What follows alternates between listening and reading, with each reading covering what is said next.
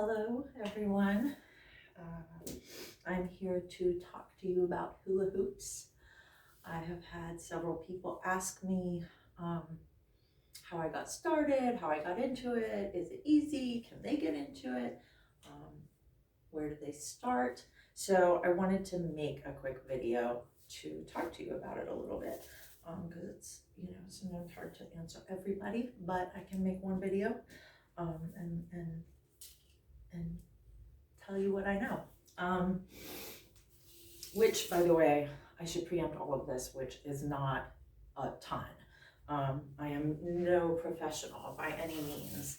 I have only been hooping for about 6 months, and only like about half of that time have I been very active with it because I had like so much stuff going on in the summertime, and I had like some health issues and was in a surgery and like nothing dire, but my time was occupied elsewhere, and I just wasn't able to do it much.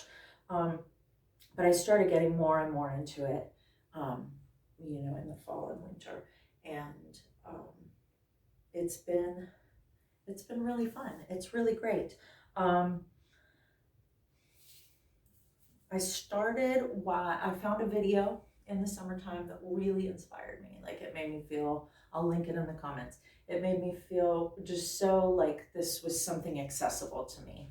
And it's a thing that I've always wanted to learn since I was, a teenage person and saw the hula hoopers at a Renaissance festival. And I was just enchanted by them and have always wanted to do it, never really could, but now it's available to me. And the internet exists now that I am grown, and I can order hoops and I can look up videos on how to do the tricks I want. And so it's happening. And that's what I did. I started with the one video, which I'll link, which is one woman's sort of first 7 or 8 months progression and how she learned. And it's a fun watch. I've watched it many times now. And from there, I just kept YouTubing and went down the rabbit hole of hooping videos. There are tutorials for everything. Like, you can just start looking at moves. There are some videos that just show all the different moves, or some of the different moves and the names of them. So then you can go, cross-reference and look up those tricks and find the information that you need. There's a lot of tutorials, and people are really talented and good at explaining, and they're generous and they share their knowledge. So grateful to them and for them, because that's what luck for us newbies who want to do the thing. And you can too. So do that. Like, go look. You can look up on Etsy, or autumnflow.com is a place where I get a lot of my hoops. I really like them. And that's actually the lady of the video that I was so inspired by. It's her company. So go there. You can start with a beginner hoop. It is sometimes called a fitness hoop, and I think you can find them on Amazon too. I think I've seen them. I don't think Amazon has as many like sparkly options, or like fun tape jobs or whatever. But you can get a hoop to start practicing with. I've had a lot of people say to me, like, oh, I loved hooping when I was a little kid, and I recently tried to show off to my kids and picked up their hoop, and I couldn't even get the thing to go around twice. And that is correct, because that's a child's hoop. And, hula hoops, for kids. If you get that reference, you are definitely not a kid, and that's okay, you can still hoop. But people say, why can't I hula hoop now that I'm grown? It's because you need a hoop that's for an adult. If you are an adult or a teenaged person, you need a bigger, heavier hoop. Those little hoops that you buy at Target, they're great for kids, but they're for 7-year-olds. They're for 7 to 10 or younger. So it can be, it's impossible to do what you're trying to do with those.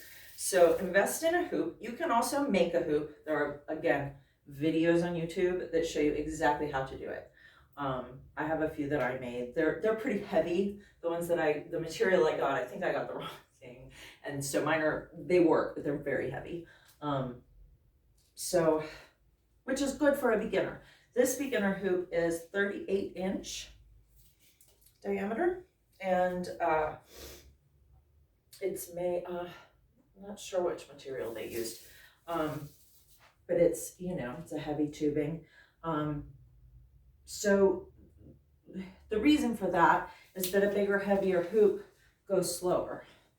It doesn't need as much help to keep moving.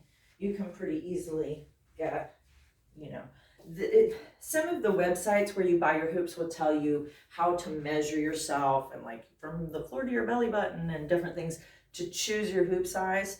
And I actually did that and got a bigger hoop, which I love. It's very pretty and it's good, but it's just a little too big for me. By the way, I'm 5'5.5", size like large or extra large in US women's. I think like a size 14 in US women's. I'm not sure because I don't really like pants. So I wear like yoga pants or pajama pants. Yeah, so, and the 38-inch is good for me. This is a good size for me to learn. And I actually just pulled this out recently. The other day, I kind of realized I have not done any practicing waist hooping in my non-dominant current. If you are right-handed, you probably naturally waist hoop counterclockwise. And if you're left-handed, you probably naturally go the other direction. It is good to, when you practice, you should practice both sides. Practicing with the dominant side is usually more fun because it's easier. But it's really important to because you want to have a similar strength on your non-dominant side as you do on your dominant. And you want to have a somewhat similar coordination too. Some of these tricks, and especially if you get into doing doubles, you're going to want both sides to have, that's my left side, and it's not quite as smooth as my right side. That is a trick that I'm still working on. None of mine are super, I can tell as I'm practicing, I can tell that I get a little smoother and it gets a little easier as I go. So like it does work to just practice and just do the thing. But practice in both directions. You will not regret it. Excuse me. Also drink water. Stay hydrated, folks. Always, that's life advice. Drink water and know things. No, but really, keep water with you. You'll want it. You'll be thirsty. This is a good workout. Put on music. Put on music to practice, because when you put on the music that makes you want to move, like whatever music you find yourself dancing around to or swaying or whatever music that you like feel enough that it makes you move, that's what you should be listening to while you're hooping for your practice sessions. Because when you have music on, it's just easier to get into your own rhythm. And once you find your own rhythm, the hoop will go with it. The hoop just needs, a rhythm to go on. And a little bit of guidance.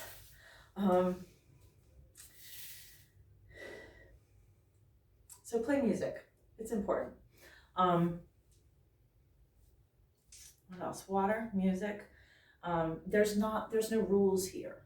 You can try whatever you want to try. Some people are a little bit more of the mind that you should, not try to do certain moves until you do other moves really well. And sometimes that's necessary because a complicated move may rely on a simpler move for it to work. So you do have to keep that in mind sometimes, but there's there's no rule book. Like, just try what you want to try. Every time you pick up your hoop, even if you're, let me get a little smaller one. So also, yeah, onto our next size of hoop. These are 33s, and they're starting to become my current favorite. They were a little hard for me to use at first because I couldn't do any on-body anything with them. They felt, even just to bring it up and like bring it down around me, felt very, I didn't feel like I could do it. And I struggled to get that. But pretty quickly, as I did it with the bigger hoops, as I did these things with the larger hoops, my body got used to those motions, my mind got used to those motions, and I'm able to do them more smoothly and in a smaller space. And that's, that's muscle memory and learning. But these are great hoops because they're not super heavy, but they're also not super light, which is good because lightweight hoops, while they're easy to hold up, they want to fly away from you. Like that, they can be hard to hang on to. And the heavier ones give you a little bit more time. You can slow down a heavier hoop and keep the integrity of your pose better, I think, for me as a beginner. So, I like these ones because they're good for learning some doubles tricks. And I think that I will soon be able to do more on body stuff with them. I'm getting better at it. I still use the 36.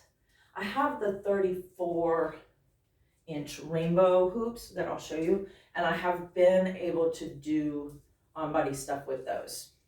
And a few weeks ago, I couldn't do on body with smaller than a 36-inch hoop. So it's happening as I'm practicing.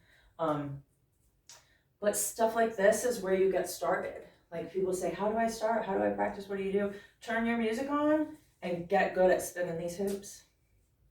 Just, move them around once you get good. Once you start to be able to think of other things while you're doing it a little bit, start to change it a little, and complicate it and see how these hoops move. Every time you pick up your hoop, you are learning how these circles move in the world and, how they move in relation to your body. And that is fun with physics.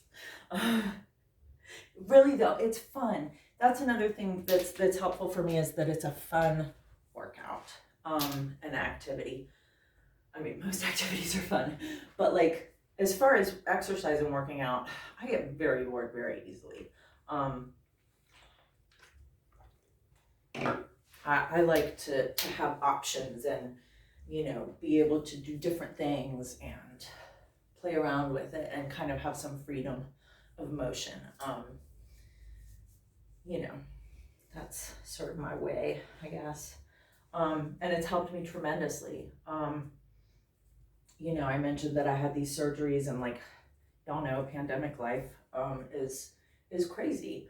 I had 2 children in the last 5 years, and when the baby was born was 1 week after lockdown started. And so, since then there's been other things, health stuff, COVID, all the COVID stuff. And I got pretty depressed. And I was really like struggling and just being a bump on a log and feeling really disconnected. And, that's kind of what, if any of you out there have dealt with depression, it lies and tells you that it's not worth it to get up and try, and that it won't matter. And I don't know, I saw that happening and I didn't want that. And that video, it was someone else's video, inspired me and made me realize that I can get up and do something, and I did. And we're all benefiting. I'm sleeping better, my body feels better, my back is still healing, so I have to be careful. You know, I have old injuries that I have to be mindful of, and that's another thing for you. Be mindful of your body. Listen to it when you're hooping. Don't do something if it hurts you.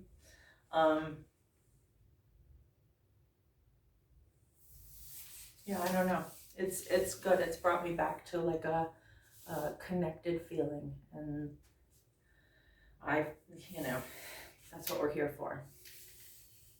So do it. Try it. I'm sure I have more tips and tricks that I can show you. I might make more videos because I like it and it's fun, and I feel like if anyone else out there is trying to get started, we can learn together. But it is fun to like connect with other people who are into stuff that you're into, and to like find friends. And you know, I can't really get out right now with pandemic and 2 small kids, so here I am, coming to you from the sunroom. It is sunny. Yeah, so I hope it's good. I hope you try it, and I hope you find whatever you're looking for, and I hope it brings you joy. Let me know if you have any questions. I'm happy to help. And I'll link some of my favorites in the comments. And yeah. Happy hooping!